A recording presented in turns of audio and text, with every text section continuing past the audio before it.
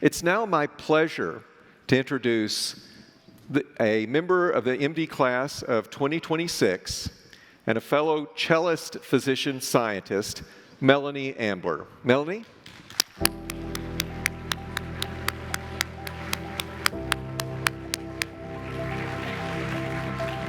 Hello. How are you? I'm doing well. How are you? Great. Thanks for being here tonight and for performing for us. Thank you for having me. This is such a wonderful opportunity.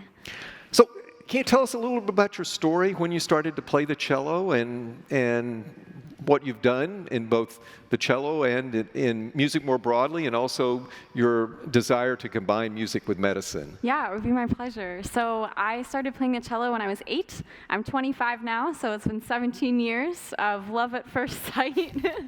And I grew up just really loving my music and also becoming interested in the sciences and in medicine. And those interests existed separately for almost the entirety of my education until I had the opportunity to attend Brown University for undergrad. I studied neuroscience there and played in a string quartet.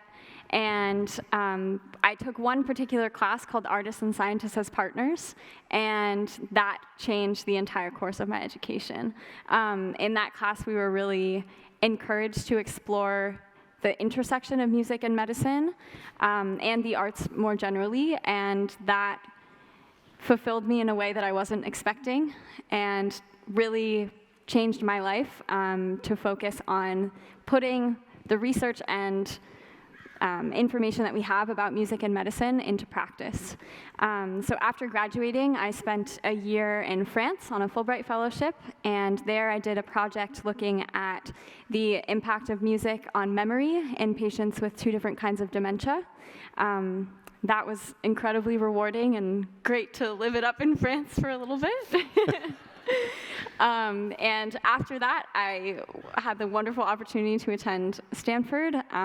In between, as you all know, the pandemic happened, and as someone that was just coming into the medical field, I didn't have much skill medically that I was able to provide during this time when all of us were strapped for resources.